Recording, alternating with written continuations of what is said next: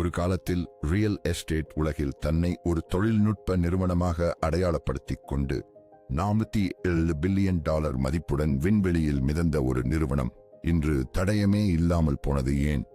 வாருங்கள், WeWork'ன் கதைக்குள் ஒரு பயணம் போகலாம். இது வெறும் ஒரு நிறுவனத்தின் கதை மட்டுமல்ல, இன்றைய ஸ்டார்ட் அப் உலகின் அபாயகரமான வளர்ச்சி மற்றும் வீழ்ச்சியின் பிரதிபலிப்பு. WeWork ஒரு கோவொர்க்கிங் ஸ்பேஸ் நிறுவனம், அதாவது அலுவலக இடம் தேவைப்படுபவர்களுக்கு அதை எளிதாக அணுகும் வகையில் வழங்கும் சேவை. கேட்க நன்றாக இருக்கிறதல்லவா? ஆனால் இதன் நிறுவனர் ஆடம் நியூமன் இதை வெறும் அலுவலக இடமாக பார்க்கவில்லை. அவர் இதை ஒரு சமுதாயமாக, ஒரு வாழ்க்கை முறையாக மாற்ற விரும்பினார். இதனால் முதலீட்டாளர்கள் மத்தியில் ஒரு கவர்ச்சியை ஏற்படுத்தியது. கோடிக்கணக்கான டாலர்கள் முதலீடு செய்யப்பட்டது. நிறுவனத்தின் மதிப்பு ராக்கெட் வேகத்தில் உயர்ந்தது. ஆனால் இந்த வேகம் நிரந்தரமானதா? ஆடம் நியூமன் ஒரு அதிரடி தலைவர். அவரது பேச்சு, அவர் உருவாக்கியிருந்த கனவுகள் எல்லாமே மக்களை வியக்க வைத்தது. ஆனால் அவர் ஒரு விஷயத்தை மறந்துவிட்டார். ஒரு நிறுவனத்திற்கு தேவைப்படும் நிலையான வளர்ச்சி மற்றும் ஆரோக்கியமான நிதி மேலாண்மை. நிறுவனத்தின் உள் நிர்வாகம் சீரற்று இருந்தது. செலவுகள் எல்லை மீறி இருந்தது.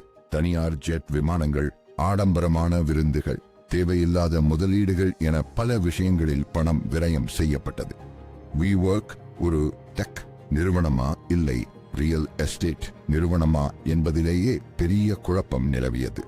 WeWork தன்னை ஒரு தொழில்நுட்ப நிறுவனமாக முன்னிறுத்தியதால் முதலீட்டாளர்கள் அதை நம்பி பணத்தை கொட்டினர். ஆனால் அடிப்படையில் அது ஒரு ரியல் எஸ்டேட் நிறுவனம். இதுவே அதன் மிகப்பெரிய பலவீனமாக அமைந்தது. பிறகு WeWork IPO செல்ல முடிவெடுத்தது. அதாவது பொதுமக்கள் மத்தியில் பங்குகளை விற்க திட்டமிடப்பட்டது.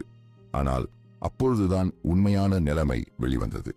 நிறுவனத்தின் நிதி நிலை, அதன் நிர்வாக குறைபாடுகள், லாபம் ஈட்டாத பிசினஸ் மாடல் என அனைத்தும் பொது வெளிச்சத்துக்கு வந்தது.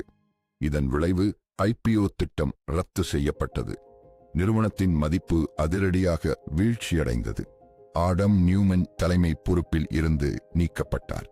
இன்று WeWork ஒரு சிறிய நிறுவனமாக சுருங்கிவிட்டது. இந்த கதை நமக்கு என்ன கற்றுத்தருகிறது?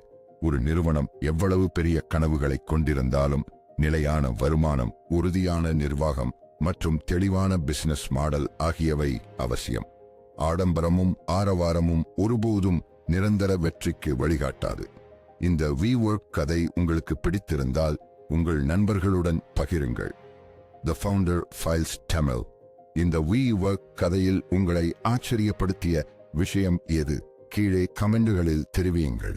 மேலும் பல வியத்தகு கதைகளை தெரிந்து கொள்ள The Founder Files தமிழ் பக்கத்தை பின்தொடருங்கள்.